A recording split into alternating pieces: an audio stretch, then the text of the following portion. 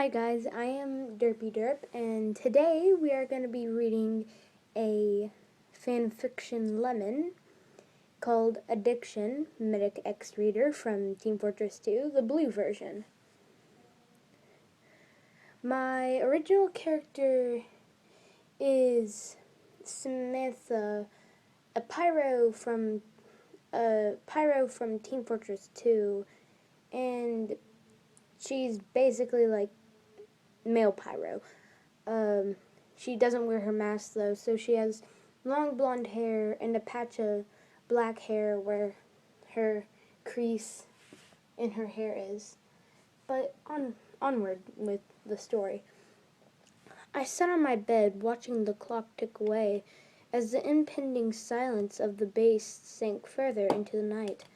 There was a burning hunger deep in my stomach, making me twitch and pray that everyone was deep enough in their dreams to not be up at this hour. My mission was a simple idea, but problematically to actually succeed in. It wasn't a job that I could just do. I need stealth, efficiency, and calm. But I was going to break into the medic's lab. As insane as it sounded, the item of choice was even weirder. A jar of cough drops. Yes, I'm one of those poor souls addicted to those things. The cool menthol dripping down my throat and the refreshing flavors soothing the inner hunger. God, I love cough drops. The major problem was how hard it is to infiltrate such part of the base. Medic was very strict about who and what goes in and out of there. Not to mention the fact that he would flip out if he saw me stealing in front of him. This was going to be hard, and it was now dead in the middle of the night. Swiftly getting out of my bed and sneaking out into the hallway, the internal darkness of the halls cloaked me like a spy. Slipping down them with ease, I passed a few doors with snores pouring out from underneath them. I thankfully made it down to the double doors without complaints. Quietly opening one, I got in, using the few stray beams of moonlight from higher windows to gain my location. Getting past some of the equipment took a few seconds to navigate, but I soon made it back to the cabinets, opening one of the top ones. I felt my heart speed up at the sight of a glass jar, gently lifting it up as I pulled it down into my arms, eyes sparkling and mouth drooling over the hundreds of delights resting inside. I snatched one and unwrapped it eagerly. With a snap of the wrapper, I then plopped the fruity-smelling lunge into my mouth. The instant it touched my tongue, it melted into a world of delight, hugging the air in my arms tightly, like it was my best friend. They tasted so good. Nothing on earth were better than these. Click! I froze, hearing the sound from a door in the front room. The only exit I had, I feared many things, that I nearly dropped my friend on the floor. Panicked, I quietly put the jar back, closing the cabinet and, "Hello, Katherine." I almost leaped to the ceiling, the voice in my ear scarring me to heaven and back. A strong grip grabbed my arms, twisting me around, slamming me against a counter. The pain whimpered in my throat died as I looked into the frosty blue eyes of the doctor, shrinking under his stare as he glared down. It appeared to be that he just woke. His loose red t-shirt rumpled as he stood in long black sweatpants. He didn't even have his glasses on, to my surprise, which made him look even more handsome than usual. "Froling, you have some explaining to do," he said as I gulped, almost swallowing my drop in the process. I had a sore throat. I didn't want to bug you, so I came in here to get a cough drop. My stuttering and weak voice dropped off, fearful of the medic's reaction as he looked at me closely.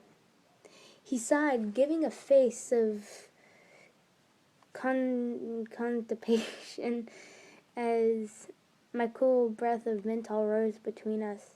It lasted for a few seconds, making my feet itch to move. Medic? I asked. I am trying to figure out a way to deal with you and your lies, Katherine. I felt my shoulders stiffen at a sentence, an unholy chill shivering down my back. I mean, you know, and, hell. I hung my head in shame. He chuckled, making me blush in embarrassment. How could I have been so stupid? Well, I guess I shouldn't be too tough on you. He smiled. How did you know where I hid the laundries? No one knows they're even there.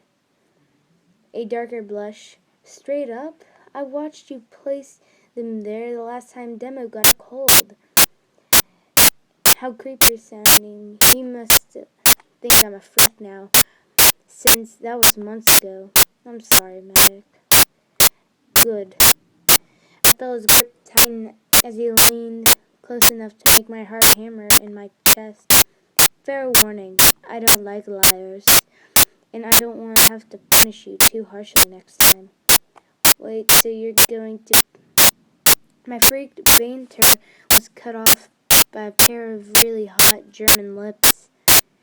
My insides clenching like a fangirl in fan mode. I felt everything slip by as if the world were disappearing, like the sand in an hourglass, especially when his tongue slipped against mine slowly. The moment seemed so perfect, and if I moved once to breathe, it would shatter completely. And that's when he pulled back. I wanted to cry, like serious waterworks. He grinned before crushing his jaws together, a loud crunch resounding off the walls, the crackling resounding around us. I just stood there in silence, confused, perplexed. So, I stared until I realized I was missing something. Hey, you took it! He laughed at my slowness with a bemused grin. Taking a step back from my exclamation of losing my cough drops. How cool. That's the punishment. Gute Nacht, Katherine. He walked away, leaving me angry at his trick and lightheaded from the kiss. Stupid emotions, making me lose my one and only catch. Grumbling in a reply, I began walking off to my room when he spoke again. Oh, Katherine dear, if you ever want more cough drops, you should really come to my room. He smirked, and keep a real stash there. Nothing on earth could have made me move faster than that statement. So that was addiction, and that probably was one of the weirdest things I've ever read. Just saying. But I guess that's the end of this video. Make sure you like, comment, and subscribe if you want to. I'm not going to force anybody to do anything. But I guess that's the end of this video. Bye-bye. See you in the next video.